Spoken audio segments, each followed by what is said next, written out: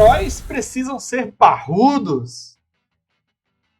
Essa é uma das regras que eu uso para. Falei que eu não gosto de usar muita regra durante a partida, mas eu gosto de usar no começo. Né? Partida é ótimo, durante as campanhas, mas eu gosto de usar na criação de personagem.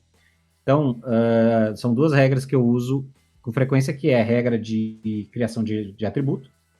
Então, eu faço uma regra mista de rolagem de dados com compra de pontos. Então, que são as duas possibilidades que o sistema dá. Eu uso as duas simultaneamente e eu ainda dou de lambuja ainda. E eu sempre falo pra galera, eu quero que vocês entendam que eu quero que vocês sejam parrudos. E eu vou levar isso em conta na hora de fazer os meus NPCs. Os meus NPCs também vão ser parrudos. Os vilões também vão ser parrudos. E eles também vão dar mais dano porque vocês são mais resistentes que o normal. Então, assim, na hora de fazer cálculo de atributo, eu não faço só... As rolagens de dados são 7 rolagens de 4d6. Então, cada rolagem ignora o menor e no final ignora a menor soma. Então, os atributos já têm uma tendência. E aí, depois que você obteve os números das rolagens, você pode fazer compra de pontos. Você pode reduzir um atributo para comprar outro. Uma tabela que não é linear. Então, eu tenho um 13 e eu tenho dois 13. Esses dois 13 podem virar um 12 e um 14. O perfil corta um ponto de um lado e ganha um ponto do outro. Mas do 14 para o 15, você gasta 2 pontos. Então, eu tenho um 13 e vira 12, eu tenho um 11 e vira 10. E agora eu posso transformar o meu 14 num 15, ou eu posso transformar o meu 15 num 16. Então, isso é uma coisa que eu faço. E a outra coisa que eu faço sempre, para facilitar, é ponto de vida. A minha rolagem de ponto de vida é sempre... rola 2 dados do dado de vida e uso o maior. E se por acaso os dois ficarem abaixo do valor médio do dado, é o valor médio. Então o cara rola 2d10.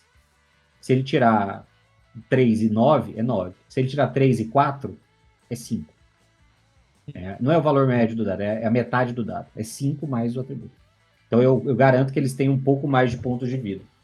Mas aí por que eu faço isso? Porque eu aplico isso para os meus vilões também.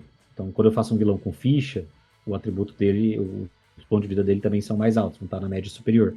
Quando eu pego o monstro, o ponto de vida dos monstros não é o ponto de vida médio, porque o ponto de vida do monstro seria derivado de rolagem. Então eu também faço uma rolagem superior. O ponto de vida dos monstros é maior do que a média, normalmente. Então eu quero acreditar que essa é uma forma dos caras terem mais resistência e mais sobrevivência para eu poder bater com mais vontade, sem muita dó, na hora da porrada. 6 ataques por turno. Se for necessário. Se for necessário, 6 ataques por turno ou mais. Às vezes uns 7 podem ser interessantes. Cara, eu uso isso Não dá ideia. daí. Eu uso isso daí e incorporei na regra do Eras. Que existe um padrão natural, porque o Eras, todo NPC, ele não tem nível meio, não. Ele progride. Toda criatura progride. É lógico que existem níveis máximos. Para monstros e criaturas e animais. Existem níveis máximos. Mas para os personagens em si, não. Os personagens eles ganham XP só por viver. E aí, mais ou menos, por idade, por tipo de função, você pode estabelecer. Então, você pode ter, por exemplo, um líder de uma vila que o cara ali já organizou pelo menos umas 2 milícias por causa de ladrões na vida dele. Ele tem 15 anos que ele é líder da vila. Então, o cara tem alguma experiência. Então, ele vai ter nível 5, por exemplo. Ele consegue, é um cara, é um sujeito. Se você pega lá um cara que é o general, o cara é general, ele não precisa ter classe, cara. Ele pode ter só um desclassificado, né? Ele pode ser só um humano, mas ele já viveu, cara, ele ganhou mais níveis, ele vai ter um nível mais elevado. Só que os personagens jogadores, eles são heróis, eles se distinguem dos outros, eles têm uma função narrativa específica. Da mesma forma que os vilões, aqueles que são importantes, eles também têm, igual o Marcelo falou.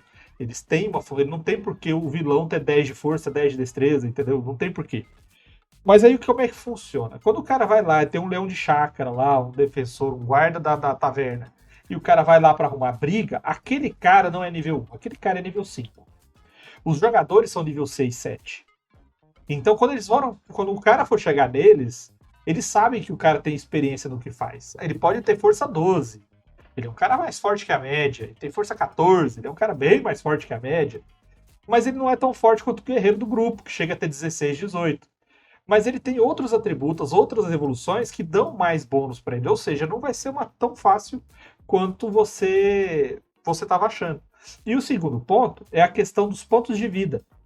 São duas mudanças. A primeira é nível 1 sempre cheio. Para players, ponto de vida de nível 1 é sempre cheio. Não tem essa de rola o dado. Não. E a segunda delas é que o dado de vida foi alterado. Então o ser humano não tem o dado de vida de 1d8. Ele tem um d6 mais 2. Que é o que o Marcelo falou. É a mesma coisa você pegar a média, porque você garante você ter pelo menos um valor aceitável. Agora, se o cara tira 1 no dado, ele tem pelo menos 3, entendeu? Então, assim, ele tem uma salvaguarda.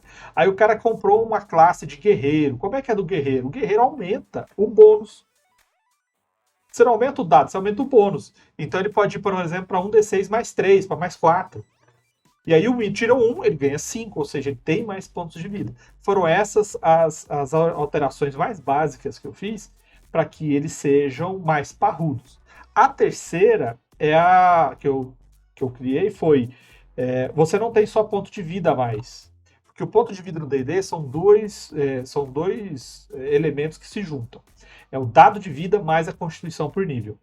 Isso significa a sua capacidade de sobreviver aos problemas, perigos e às aventuras que você tem. Então o cara tem 60 pontos de vida, significa, cara, que ele é capaz de cair de uma ladeira e sobreviver, de 2 leões mascar ele no final de semana e ele tá bonzão na segunda para fazer o trabalho dele, esse tipo de coisa. No Eras eu mudei. O que eu fiz, você ter o ponto de vida e ter a vitalidade. A vitalidade é a capacidade de ser mascado pelo leão e tá de boa na segunda-feira. E o ponto de vida é a carne, a resistência da carne dele, do físico dele, do corpo dele. Então tem coisas que podem te afetar mais do que 2 leões tentando te mascar se você é um cara fortão e preparado. Ponto de vida baseado basicamente no primeiro dado de vida e constituição por nível. E a vitalidade é baseada no dado de vida sem constituição o restante. Então o cara tem 10 pontos de vida, 10 de vitalidade. Tomou um tapa na cara, perde vitalidade. Só vai perder ponto de vida quando zerar a vitalidade. Agora, chegou um e deu um veneninho bacana pra ele. O veneninho não ataca a vitalidade dele. O veneninho ataca direto a carne. O cara tomou um dano massivo, vai direto no ponto de vida.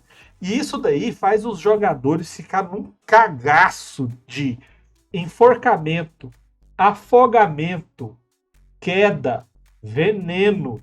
Os caras têm cagaço. Quando você acha um cara, vai na briga, os dois se desarmam e começa um a enforcar o outro, meu amigo, o povo começa a ficar desesperado, porque o cara pode ter a soma de ponto de vida e de vitalidade de 150. Mas esse 150 dele é 120 de vitalidade e 30 pontos de vida. Aí o enforcamento é só 30 pontos de vida. Ele morre facinho. Tô dormindo pelado, desprotegido. Chega um cara com a faca, não tem vitalidade. É ponto de vida. Ou seja, não adianta você chegar simplesmente e... não, eu tenho nível 15 aqui, o cara pode chegar com a britadeira no meu molar aqui, que eu vou sair rindo com os dentes tudo... Não. Você pode preocupar. Mas, de qualquer maneira, a proteção de ter vitalidade é o cara tomar 60 de dano, ele ter 150 de vitalidade, e ele nem machucado direito, nem hematoma ele vai ter. Ele não vai ter risco nenhum. Por quê? Porque é a capacidade heróica dele de evitar o dano fatal.